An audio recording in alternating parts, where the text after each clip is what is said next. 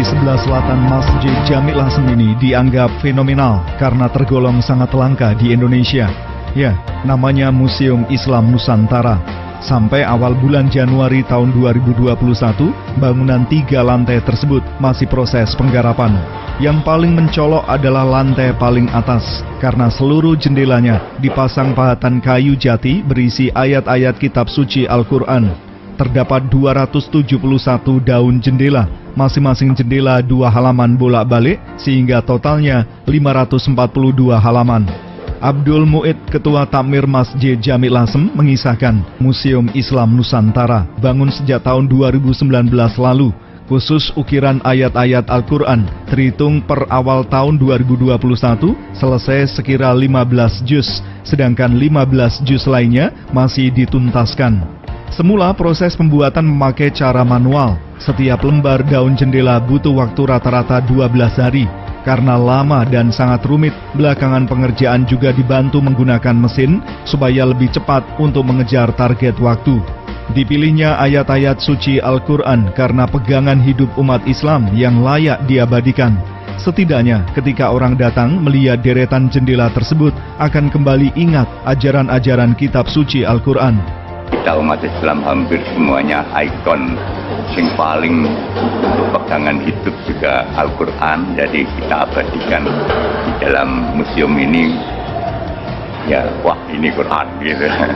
Ini mungkin sejarah di Jawa Tengah, terutama di Lasem juga. Iya, belum berada.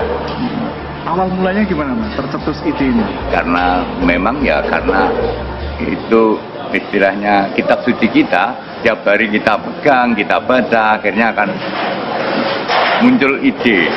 Andekan belarak-belarak roh Quran wis ning ati udah kayak ada rem lah istilahnya. Ia mengisahkan pekerja tidak sembarangan selama membuat jendela. Mereka diwajibkan wudhu sebelum mengukir. Ketika buang angin kentut misalnya, harus wudhu lagi sebelum melanjutkan pekerjaan. Selain itu, pekerja sepakat tidak mengucapkan kata-kata jorok atau kotor. Mereka ingin benar-benar menjaga kesucian Al-Quran.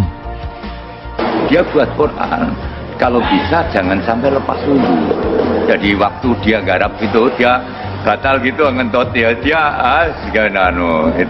memang saya perintahkan kayak gitu biar istilahnya jaga kesucian dan berkahnya ada gitu loh. Dari tiap tukang gitu omong-omongan sarwet marah kok dia omongan marah Quran. Nah, jadi ada semacam mitos.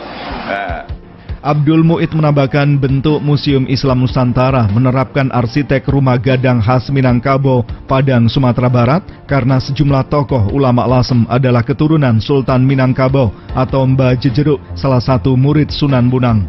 Tapi bianya tidak melupakan Mbah Sambu, tokoh Lasem keturunan Jawa, putra Jaka Tingkir atau Sultan Hadiwijaya, Raja Pajang. Di tengah rumah gadang berdiri rangka kayu bangunan joglo, rumah khas Jawa Tengah. Suatu ketika, sejumlah tokoh dari Padang, Sumatera Barat sempat singgah ke Masjid Jami' Lasem. Begitu melihat rumah gadang dilengkapi jendela ayat Al-Quran, mereka terheran-heran karena di tanah asli rumah gadang belum ada bangunan seperti itu. Bahkan mereka langsung membantu dana untuk pengadaan 2 juz jendela. Sini tuh 3 tokoh yang dari keturunan Mbah Sunan Minangkabau, Sultan Mahmud sana loh. Di Jeruk. Itu muncul Mbah Maksum, lalu Mbah Buskoyum, Mbah Khalil, lalu yang satunya lagi Mbah Masuki. Jadi istilahnya ada 3 tokoh keturunan yang di sini. Yang selain itu Mbah Sambu semuanya. Yang 3 tadi kok mengingat beliaunya, akhirnya saya buat Minang nih. Ya. Mungkin banyak orang bertanya kok Minang? Nah, banyak yang tanya gitu. Tapi tetap tidak meninggalkan Jawanya. Tidak meninggalkan Jawanya, tak buat atau paling atas. Itu joglo tetap. Gabungan ya. Iya, tetap wong Jawane njaluk dhuwur. Syiar Islamnya kira-kira seperti apa Pak Mu'id? Ya mudah-mudahan kayak gini itu kan akhirnya karena simbol-simbol seperti kitab suci Mbah Mahmud, kita ingat beliaunya otomatis ingat agama gitu aja.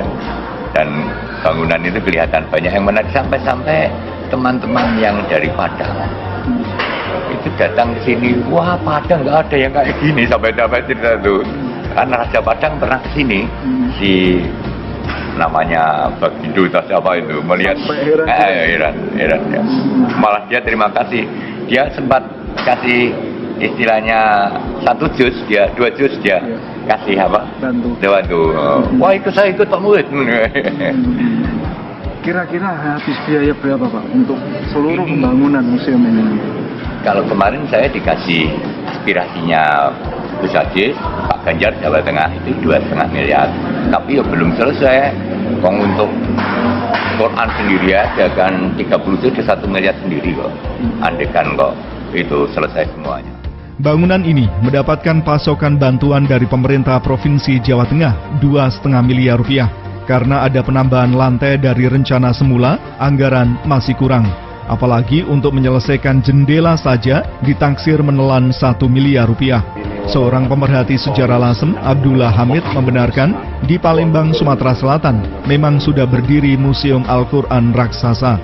Tapi di Lasem akan terasa berbeda karena dikombinasikan dengan konsep kota pusaka Lasem dan Masjid Jami yang menjadi peninggalan penting penyebaran agama Islam pada abad ke-15.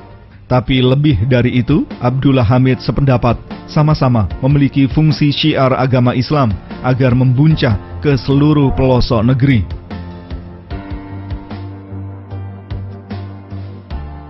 Tentu saja ini akan menambah khasanah Kota Pusaka Lasem ya. Untuk melengkapi adanya Kota Pusaka Lasem, insya Allah akan direalisasi pada tahun ini.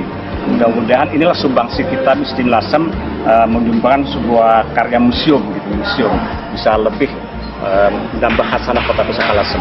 Cukup fenomenal juga Pak ya dengan konsep ini. Ya, cukup fenomenal gitu. Dalam arti yang pertama mungkin yang ada.